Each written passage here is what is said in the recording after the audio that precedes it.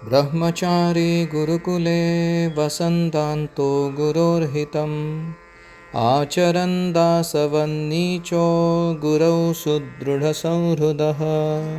हरे कृष्णा। आज एक विशेष अवसर है, उसके उपलक्ष्य में मैं कुछ कहना चाहूँगा। आज है सर्वपितृ अमावस्या। तो जैसे हमें पता है कि पिछले 15 दिन से हम पितृपक्ष मना रहे हैं। पितृपक्ष का अर्थ है कि हमारे जो पितर यानी फोर फादर्स, खास करके जो मृत हो चुके हैं, उनका और हमारा जो संबंध है वह एक एक्शन रिएक्शन, क्रिया प्रतिक्रिया के चेन से बंधा हुआ है।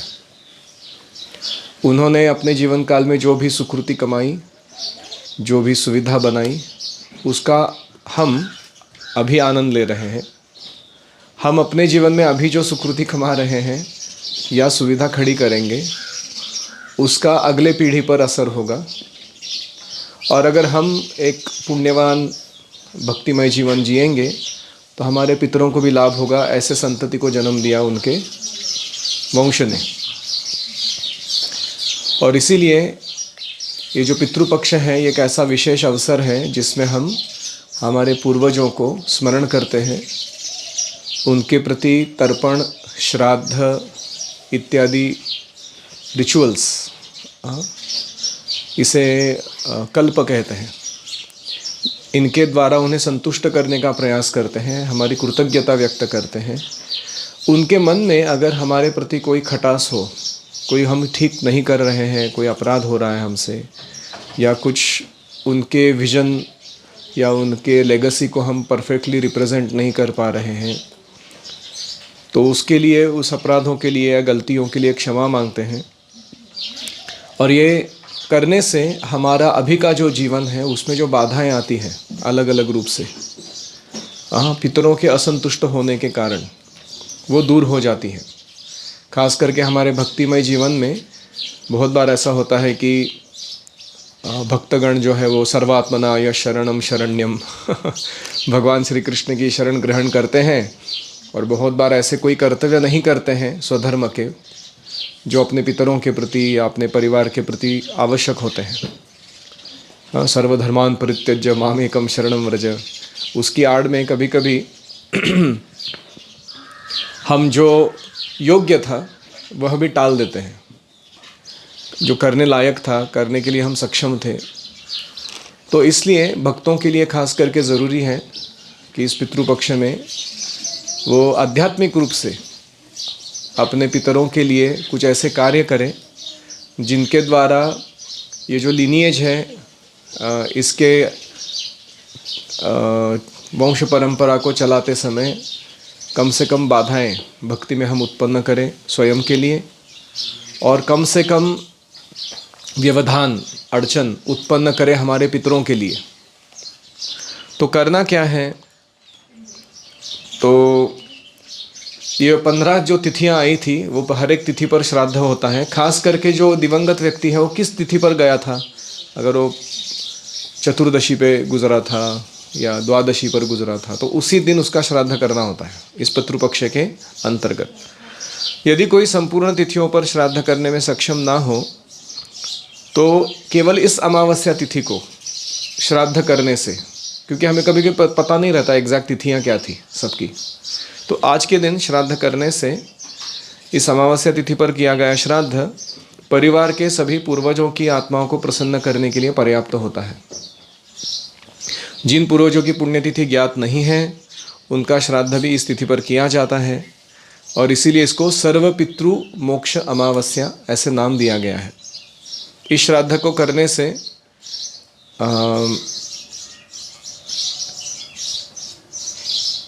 हमारे जो मृत या दिवंगत पूर्वज हैं उनको सद्गति प्राप्त होती है। अगर वो कहीं अटके पड़े हुए हैं, नारकीय यातनाएं भुगत रहे हैं, या कहीं ऐसे ऑकवर्ड जन्म लेकर बैठे हैं जो योग्य नहीं है एक जीव को लेना, उसमें भक्ति संभव नहीं, शारीरिक क्लेश, मानसिक क्लेश बहुत ज़्यादा होते हैं, तो उन सारे दुविधाओं से वो मुक्त हो जाते हैं आज के आयुष श्राद्ध करने से। और इसीलिए अलग अलग जो मुहूर्त होते हैं उनके नाम हैं कुतुप, रौहण, रौहिण, ऐसे। ये अपराह्न काल समाप्त होने से पहले हमें ये अनुष्ठान के द्वारा इस पितृपक्ष के श्राद्ध को करना चाहिए। चैतन्य महाप्रभु स्वयं जब गया गए थे तो उन्होंने अपने पिता के लिए श्राद्ध किया था गया तीर्थ पर। तो ऐसा नहीं कि ये श्राद्ध करना कोई वैष्णव संस्कृति के बाहर का कार्य है। और ऐसा ही श्राद्ध का जो प्रार्थना है हम सब अभी साथ में मिलकर दोहराते हैं। मेरे पीछे बोलिए आप कि क्या एग्जैक्ट प्रार्थना करनी चाहिए हमें, जिससे हमारे पितृगण जो हैं वो संतुष्ट हो जाएं और साथ ही में हमारे आध्यात्मिक जीवन में वो सहायक बने। तो इस प्रार्थना को आप मेरे पीछे दोहराइए। आज सर्वपितृ अमावस्या के दिन मैं अपने सभी पूर्वजों को हाथ जोड़कर विनम्र प्रणाम करता हूँ। मैं अपने ज्ञात और अज्ञात सभी पूर्वजों, मेरे सभी मित्रों, रिश्तेदारों, शुभचिंतकों, शत्रुओं, सेवकों, पालतू जानवरों, जिनके साथ मेरे मतभेद थे और जिनकी मृत्यु के बाद मेरी शत्रुता समाप्त हो गई है, उन सभी को नमस्कार करता हूँ। मैं भगवान से प्रार्थना करता हूँ कि आपके मन में जो भी संशय, किंतु परंतु कुसंस्कार बचे हुए हैं वे हमेशा के लिए नष्ट हो जाएं। आपको सद्गति, धर्म अर्थ काम, मोक्ष और भगवत प्रेम, यह पांचों पुरुषार्थ प्राप्त हो जाए। आपके विधि विधान के अनुसार आपको उत्कृष्ट जन्म प्राप्त हो। यदि हमसे प्रत्यक्ष या परोक्ष रूप से कोई अपराध, गलती या क्षति हुई हो तो कृपया उदार हृदय से हमें क्षमा करें। आपकी कृपा और सद्भावना हम सभी के जीवन में खुशी, स्वास्थ्य, मानसिक शांति, लंबी आयु, स्वधर्म पालन में सफलता और अच्छे अवसरों को लाए। हमारी आने वाली सभी पीढ़ियों को आपके आशीर्वाद मिले। हमारा वंश सदैव कायम रहे। हमारी पीढ़ी को मजबूत, ताकतवर, बुद्धिमान, दीर्घायु, सुंदर, प्रसिद्ध, सर्वांगीण रूप से सफल और भगवत प्रेमी होने का आशीर्वाद मिले। आप हमारी रक्षा करें और पांचों पुरुषार्थों की प्राप्ति में हमें आशीर्वाद दें। हरि ही ओम तत्सत। तो बहुत बार ऐसा होता है कि हमें प्रार्थना नहीं पता करनी क्या है, तो इसलिए मैं ये लिख रहा था बैठ के आने से पहले, इसलिए समय लगा। तो ये जो प्रार्थना है ये हमें आज के दिन करनी चाहिए। और साथ ही में कहीं पास का कोई गुरुकुल मंदिर है वहाँ जाकर अर्चना करनी चाहिए। कोई श्री विग्रहों की आराधना की सुविधा, ब्राह्मण भोजन, गो सेवा के लिए गोदान या कोई गोदान, खास करके प्रसाद वितरण करना चाहिए। और अगर हो सके तो हरे कृष्ण महामंत्र का एक्स्ट्रा जप करना चाहिए और कीर्तन करना चाहिए। और जो भी हम सुकृति कमा रहे हैं आज के दिन, हमें प्रार्थना पूर्वक उसे हमें पूर्वजों को अर्पण करना चाहिए कृतज्ञता के रूप में। तो यह वास्तविक तरीका है ऐसे श्राद्ध को मनाने का। तो आजकल क्वालिफाइड ब्राह्मण मिलते नहीं हैं, या फिर मिलते भी हैं तो सारे विधि विधान पालन करना, इंग्रेडिएंट्स की शुद्धता बनाए रखना संभव नहीं है। लेकिन श्राद्ध का सरल अर्थ है कि जो श्रद्धापूर्वक किया जाता है उसको श्राद्ध कहते हैं। करना इतना ही है कि हमारे पूर्वजों के जितने भी हमें पता है उतने फ़ोटोज़ सामने रख सकते हैं, और जिनको पता नहीं है या याद नहीं है या फ़ोटोज़ नहीं है उनको कम से कम मन में याद कर सकते हैं। आप घर जाकर अगर हो सके तो अपना फैमिली लीनिएज का एक चार्ट बनाना जितने भी आपके पूर्वजों को जितने भी लंबे समय तक जो जो याद है कनेक्शंस, वो सबका एक फैमिली ट्री बनाकर रेडी रखना और उसको अगले पीढ़ी को सपुर्द करना कि तुमको ये मेंटेन करना है करके। पहले भारत में होता था, अभी आजकल लोग करते नहीं हैं, ताकि कम से कम थोड़ा मूर्त रूप तो आए हमारे प्रार्थना को, किसके लिए प्रार्थना कर रहे हैं हम। और जितने ज़्यादा लोगों को हम ऐसे कृतज्ञता व्यक्त करेंगे उतना हमारा ही भला है। तो उन सब के फ़ोटो को या कम से कम नामों को सामने रख सकते हैं। भगवान के श्री विग्रह के निकट छोटा एक आसन रखकर नीचे भगवान के रख सकते हैं, और भगवान को भोग चढ़ा सकते हैं अच्छा पंच पकवान का। और वो भोग चढ़ाने के बाद वो जो महाप्रसाद है भगवान का या शालिग्राम शिलाओं का, उसको हमें अपने पितरों को प्रार्थना पूर्वक अर्पण करना चाहिए। और साथ ही में बहुत सुंदर कीर्तन भजन करते हुए और भक्तिमय वातावरण में अपने चित्त को एक कृतज्ञता की भावना में रखते हुए हमें इस पूरे श्राद्ध विधि को समापन करना चाहिए। तो ये था श्राद्ध का महत्व, और आज की इस सर्वपितृ अमावस्या के लिए क्या करना है उसका वर्णन। तो अगर आपको पता है कौन कौन से आपके दादा परदादा नाना नानी खापर पणजोबा जो भी जितने भी नाम हैं, आप उनका फैमिली ट्री बना कर लाइए। आप यहाँ पे आज हम भगवान के सामने उसे रखेंगे। आज का नून का जो ऑफरिंग होगा भगवान को उसके समय हम सब मिलके उन सभी के लिए प्रार्थना करेंगे। Make sense? तो थोड़ा समय बिताना आज का फैमिली ट्री बनाने के लिए, और आपको जितने याद है उतने लिखिए। आपने देखा इस प्रार्थना में एक इंटरेस्टिंग पॉइंट था, ना केवल पितरों को, किसको? हाँ, पालतू जानवरों को भी हम धन्यवाद बोल रहे, क्योंकि कभी हमारे दादाजी की कोई गैया थी, उसका दूध पिया था हमने, हमको याद नहीं बचपन में पिया था हमने। और कभी हो सकता है उसको कोई तकलीफ हुई हो गैया को, कभी खाना ठीक से ना मिला हो या बीमार थी तो देखा नहीं गया हो, तो मन में अपने कटु धारणा लेके बैठी है कि ये परिवार ने ठीक नहीं किया मेरे साथ तो हमें नहीं मालूम, इतना सूक्ष्म है हमारा कल्चर, और ख़ास करके इतना फाइन वैल्यूज़ पर आधारित है कि सर्वे जनाः सुखिनो भवन्तु, सर्वे सन्तु निरामयाः, सर्वे भद्राणि पश्यन्तु, मा कश्चित् दुःखम् आप्नुयात्। ये जो भावना है ये वैदिक संस्कृति का एकदम हॉलमार्क क्वालिटी है।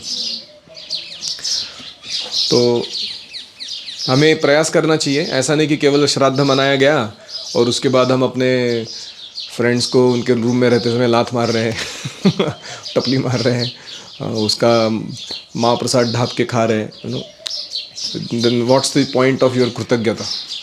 You behave also appropriately after that shraddha is over. वो कृतज्ञता जो है वो व्यवहार में दिखाई पड़नी चाहिए।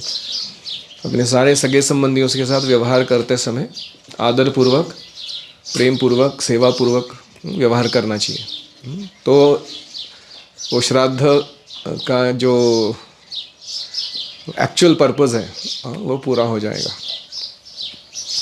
किसी का कोई प्रश्न है?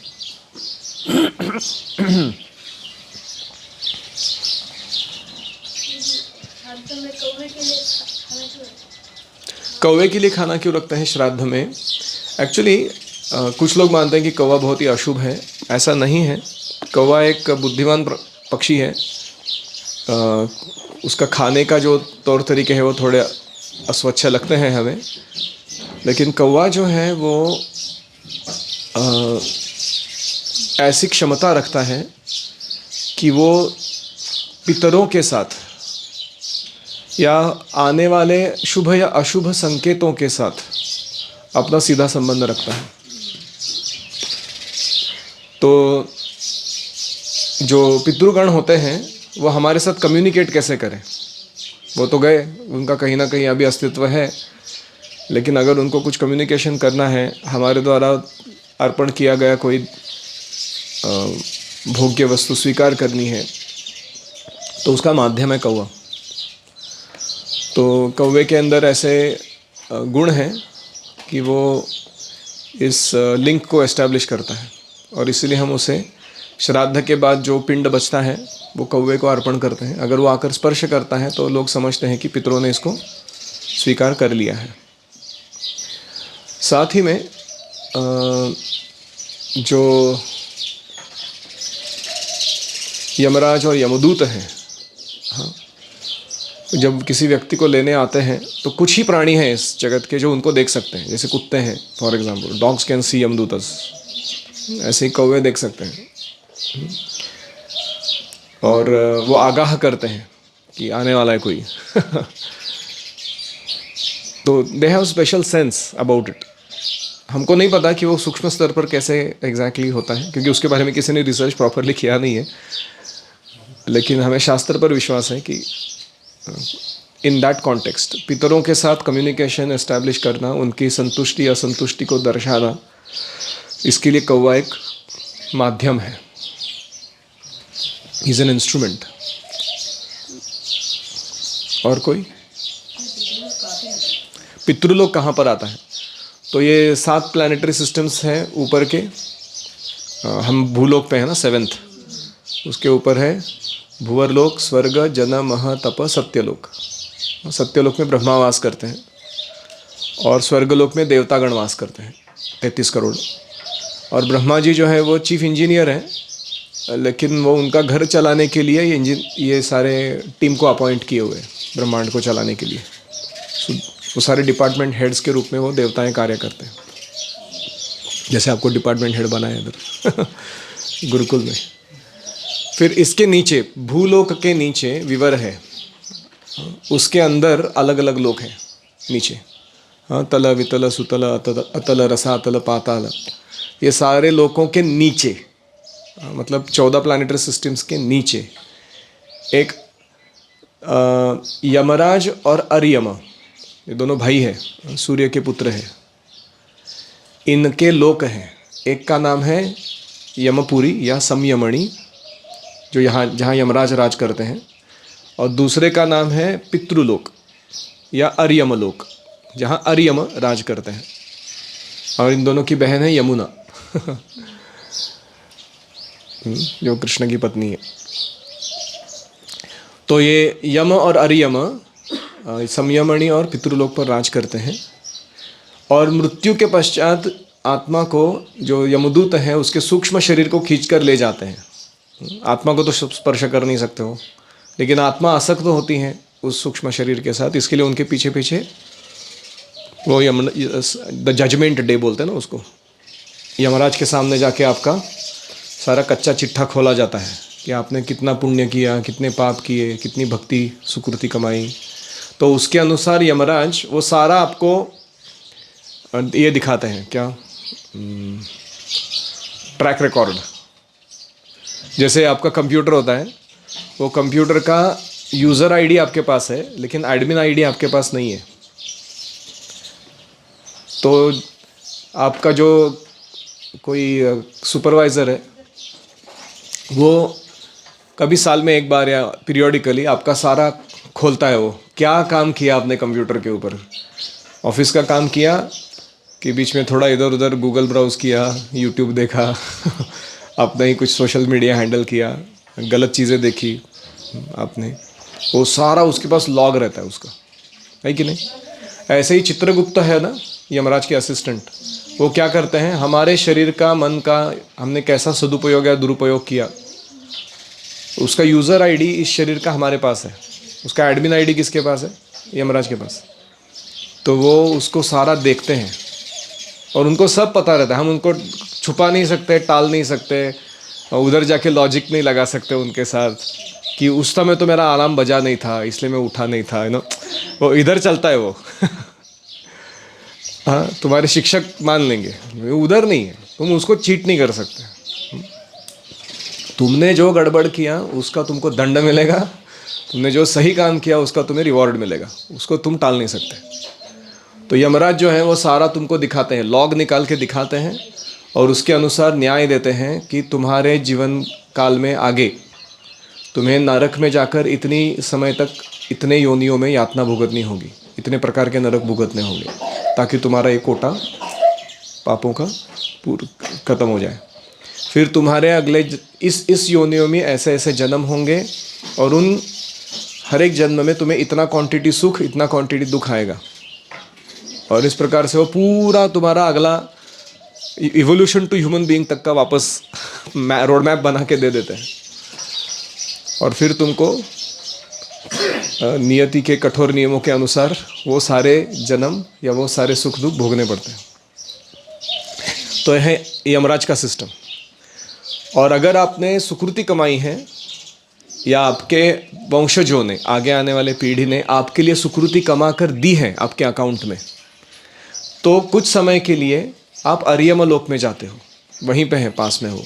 अरियमलोक is like Swargaloka, is like a five star hotel, you know, ten star hotel, whatever. एकदम रिफाइंड फैसिलिटी है, लंबी आयु होती है, अच्छा जीवन होता है, वहाँ पे आप सुखोपभोग कर सकते हो। लेकिन एक समस्या है कि वो भी टेम्पररी है, ज़्यादा देर टिकता नहीं है वो। तो इसलिए हमें प्रयास करना है कि अरियमलोक में या यमलोक में, जहाँ कहीं भी हमारे पूर्वज जाके बैठे हैं, उनकी सुकृति में, बैंक अकाउंट में हम अपना क्रेडिट ऐड करें और उसके द्वारा उनकी सदगति हो।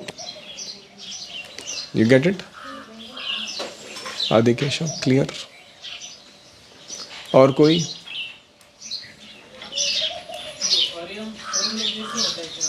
हाँ, Yamalok is like Dharavi slum and Aryamalok is like Nariman point, side by side. इधर एकदम अपीलेंस है, उधर एकदम ही यातना है ज़्यादा।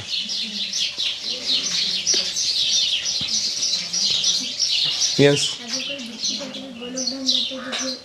भक्ति करने के बाद क्या होता है कि यमदूत लेने नहीं आते हैं आपको। अगर आप शुद्ध भक्त बनते हैं तो वैष्णवों को यमराज या यमदूत उनका जुरिस्डिक्शन टच नहीं कर सकता। They are not under jurisdiction of Yamraj. Yamraj अपने यमदूतों को बोलते भी हैं, जब वो गलती करते हैं अजामिल को पकड़ने का, और वो विष्णुदूत आके उनके यमपाश काट देते हैं, वो फ्रस्ट्रेट होकर यमराज के पास जाते हैं, बोलते क्या हो गया हमारे साथ, हमारे काम में बाधा कैसे डाला, are you not the supreme one authority in this world, कि ज़्यादा अथॉरिटीज़ है इधर आपको छोड़ के भी। तो यमराज समझाते हैं उनको, वो कहते हैं कि don't ever go near Vaishnavas, तुम उनसे पंगे नहीं लेना,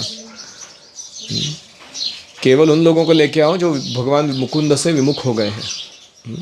तानानयध्वमसतो विमुखान् मुकुंद पादारविन्दमकरन्दरसादजस्रं निष्किञ्चनै परमहंसकुलैरसङ्गैर् जुष्टाद्गृहे निरयवर्त्मनि बद्धतृष्णान्।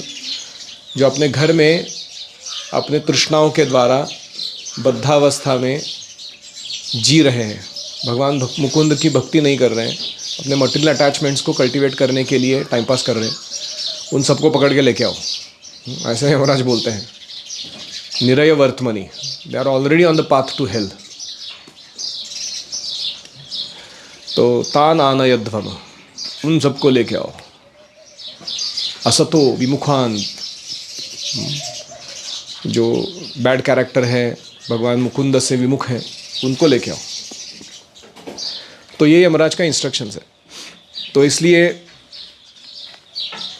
से द क्वेश्चन अगेन।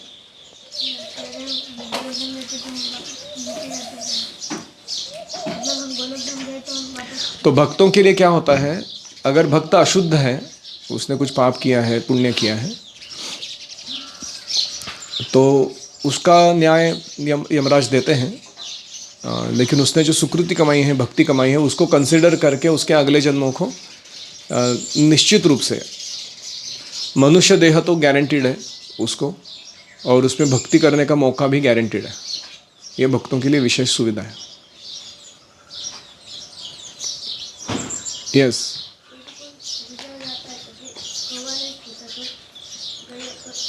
अगर कौवा नहीं छूता तो ऐसा माना जाता है कि वो पितरों को अस्वीकार है। हाँ, गैया, हाँ गैया लाते हैं कभी कभी, करेक्ट, क्योंकि गौ माता के पास सुकृति है ना हमारे पास नहीं है तो उसकी सुकृति काम कर जाए। जैसे इंद्र ने भी कृष्ण से माफ़ी मांगना था, किसको सामने लेके गया?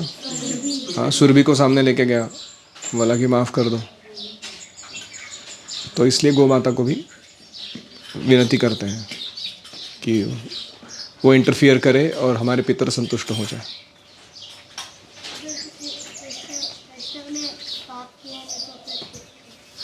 किसी वैष्णव ने अगर पाप किया या अपराध किया तो क्या होता है? तो उसका उसे दंड मिलता है,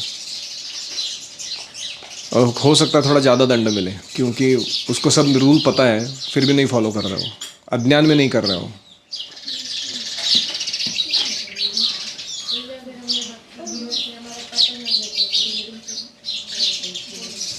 अगर कोई भक्ति से फॉल डाउन हो गया तो उसका क्या होगा? दो चीज़ें होंगी। एक है कि उसने जितनी सुकृति कमाई है उसके अनुरूप उसको भौतिक सुविधाएं मिलती रहेंगी और भक्ति करने के मौके मिलते रहेंगे। और दूसरा, वो अगर पाप कार्य में लग जाएगा पतन होने के बाद तो उसका दंड भी मिलता रहेगा। और ख़ास करके गुरु अवज्ञा या वैष्णव निंदा, ऐसा कोई भयंकर अपराध किया उसने, तो फिर वो ज़्यादा धुलाई पिटाई होगा उसका। अगर हमने भक्ति की है तो फिर हम बहुत पाप किया हमने, तो फिर हम कहाँ पे जाएंगे? बहुत भक्ति की है, बहुत पाप किया है, ऐसा कैसे हो सकता है? या तो तुम स्नान कर रहे हो या तो तुम कीचड़ में लोट-पोट रहे हो, दोनों साथ में करोगे तुम। भक्ति का मतलब ही है भक्ति करने का कि येषां तु अंतगतं पापम जनानां पुण्यकर्मणां ते द्वंद्वमोह निर्मुक्ता भजन्ते मां दृढ़व्रताः। आप एक्सीलरेटर दबा रहे हो, ब्रेक भी दबा रहे हो, गाड़ी कहीं जाएगी आपकी? दोनों साथ में दबाओगे तो धुआं निकलेगा, सिर्फ फ्रस्ट्रेशन।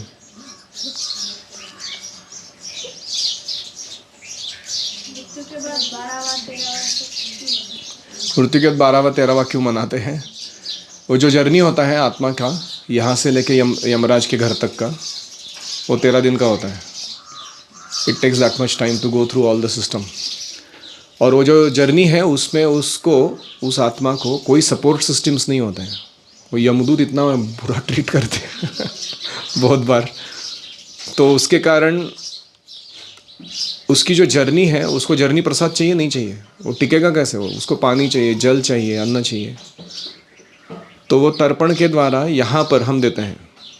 वो जो हर दिन का जो कार्य होता है, हाँ, चप्पल, छतरी, बहुत कुछ देते हैं ताकि उसका जो जर्नी है वो सुखकारक रहे, उसको ज़्यादा तकलीफ ना हो। जैसे आपकी मम्मी कहीं घर जा रही है तो आप केयर करोगे नहीं करोगे कि उसको छतरी है कि नहीं, चप्पल है कि नहीं, उसको खाना जर्नी प्रसाद पैक करके दिया है कि नहीं, लाइक दैट।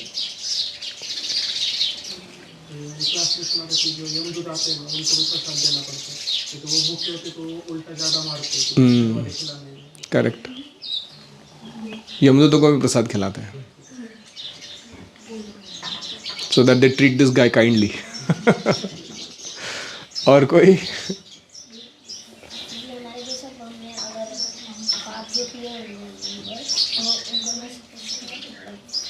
हम पापों को नष्ट कैसे कर सकते हैं? तीव्रेण भक्ति योगेन यजेत पुरुषम परम। भक्ति योग के जो 64 अंग है ना, 64 लिम्स ऑफ भक्ति, जैसे मंदिर की परिक्रमा करना, तुलसी को जल देना, चरणामृत पीना, कीर्तन में नाचना, भगवान के लिए उत्सव मनाना, भगवान का प्रसाद ग्रहण करना, ये ऐसे 64 अंग हैं। वो सारे अंगों में ऐसी भी क्षमता है कि हमारा जितना भी स्टॉक में पड़ा हुआ पाप है, जिसका रिएक्शन आने वाला है, उसको सबको जला के खाक कर देता है। तो ये सारे कार्य जो हम करते हैं गुरुकुल में, वो करते समय श्रद्धापूर्वक करने चाहिए, आदरपूर्वक, माइंडलेसली नहीं करना चाहिए, उसको कैजुअली नहीं करना चाहिए। We should be very prayerful in this acts of worship. Everything is an act of worship. जैसे मैं अभी क्लास दे रहा हूँ, this is an act of worship. आप सुन रहे हो, वो भी भगवान की आराधना का मार्ग है। तो उस कार्य को रिस्पेक्टफुली करना चाहिए, अटेंटिवली करना चाहिए।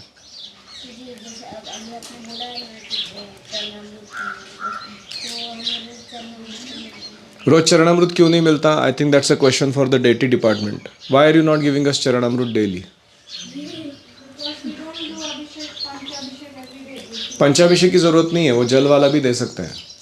प्लेन शालिग्राम का जो अभिषेक होता है ना, उसका जल दे सकते हैं। Make arrangement for it.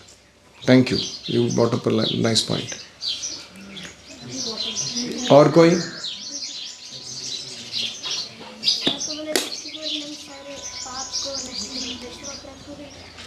हाँ, 64 लिम्स ऑफ भक्ति जो है वो वैष्णव अपराध को नष्ट नहीं कर सकते हैं। वैष्णव अपराध को नष्ट केवल वैष्णव फॉरगिव करता है तो ही होता है।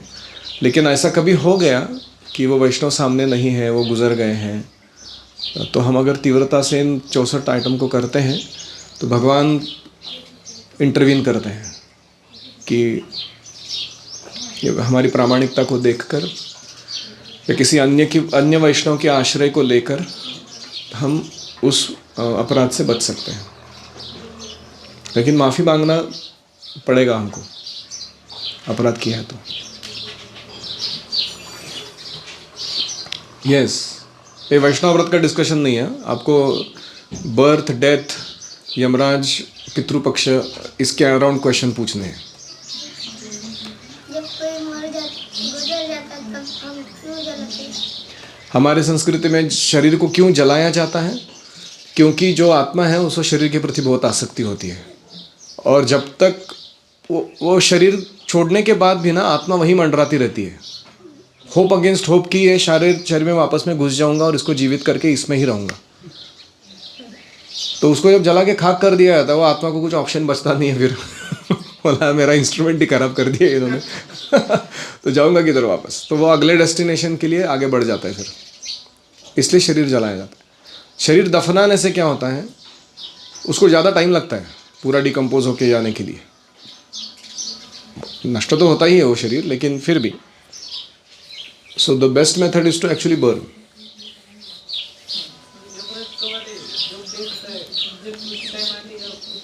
डेथ मतलब यमदूत आए हुए हैं। डेथ का मतलब ही है वो। यमदूत आते हैं, जनरली 3 यमदूत आते हैं एक साथ, उनका टीम रहता है, और देखने में बहुत डरावने होते हैं। उनके बाल ऐसे, ये वृक्ष कैसे खड़े हैं ना, स्ट्रेट ऐसे खड़े रहते हैं शरीर के ऊपर, दांत वक्र रहते हैं, दिखने में बहुत भयानक रहते हैं।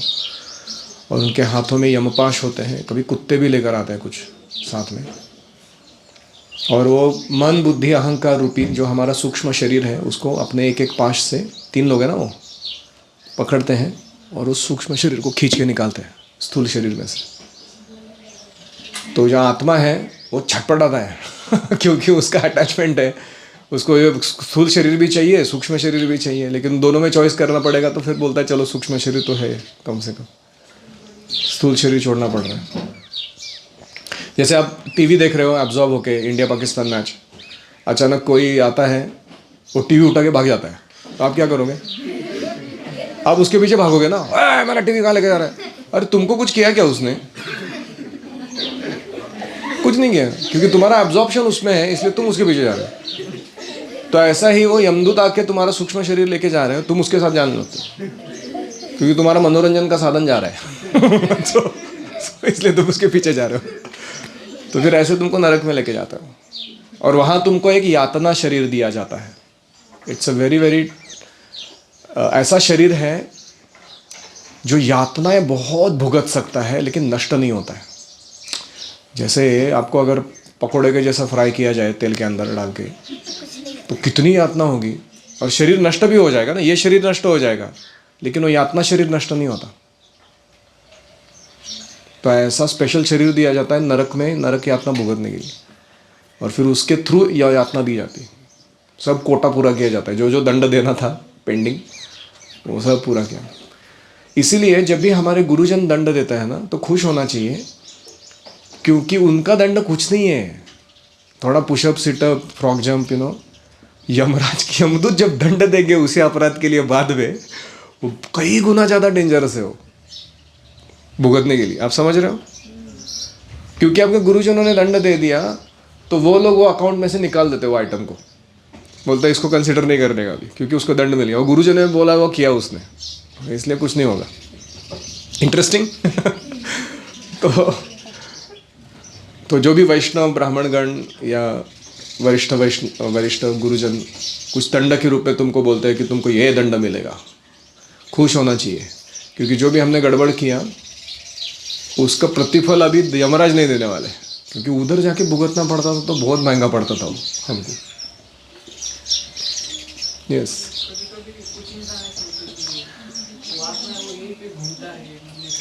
मरने के बाद आत्मा घूमती है, ज़्यादा देर नहीं। वो यमदूत खड़े हैं ना साइड में, वो तो पकड़ के ले जाने के लिए तो आए हैं। वो जब आपका शरीर जलाया जाता है तो क्या करेगा आत्मा, और इसीलिए वो सूर्यास्त से पहले जलाया जाता है शरीर।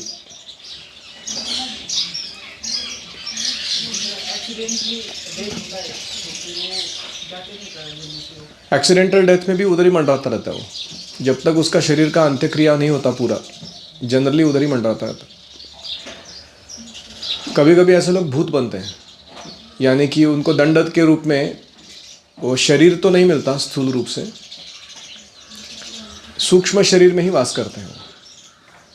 लेकिन वासनाएं तो बहुत है, भोग करने की इच्छा बहुत है, लेकिन भोग करने का साधन नहीं है, शरीर नहीं है। जैसे खाने की इच्छा है लेकिन जीवा ही नहीं है, तो क्या करोगे तुम? दांत नहीं है, जीवा नहीं है, ये एसोफेगस नहीं है, इंटेस्टाइन्स नहीं है, सिस्टम ही नहीं है तुम्हारे पास, क्या करोगे तुम? तो ऐसा अतृप्त इच्छा वाला जो आत्मा रहता है ना, बहुत डेंजरस रहता है। वो चटपटाता रहता है वो, उसको चाहिए कि कुछ इंस्ट्रूमेंट मिले मेरे को एंजॉय करने के लिए, तो फिर वो दूसरों के स्थूल शरीर पर आक्रमण करता है। जैसे तुम किसी रेंटेड अपार्टमेंट में रह रहे हो और कोई गुंडा आके तुम्हारे घर को कब्जा करके तुमको एक खोपचे में बंदी बना के रखता है और सब तुम्हारा फ्रिज से लेके टीवी तक और सब उपभोग करने लगता है अपने आप खुद के लिए, तो इसको बोलते हैं भूत ने पछाड़ लिया। समझा? यमराज लेके जाते हैं उनको, लेकिन उनका जो योनि डिसाइड होता है वो भूत का होता है वहाँ जाने के बाद, क्योंकि उन्होंने काम ही ऐसे किए। जैसे किसी ने आत्महत्या की है, फॉर एग्जांपल सुसाइड किया है, तो उसको स्थूल शरीर दिया था प्रकृति ने, उसको उसने नष्ट कर दिया, तो प्रकृति बोलते हैं अभी रुक, अगला स्थूल शरीर देने के लिए वेट करना पड़ेगा तेरे को। तो ऐसे लोग वो भूत बनते हैं। ऑफकोर्स भूतों में बहुत टाइप है, कुष्मांड, वेताल, यातुधान, चेटकी, ब्रह्मराक्षस, पिशाच, सब वैरायटी उसमें भी। वो अलग अलग पाप के लिए अलग अलग टाइप का भूत बनता है, वो सब सेम नहीं हो।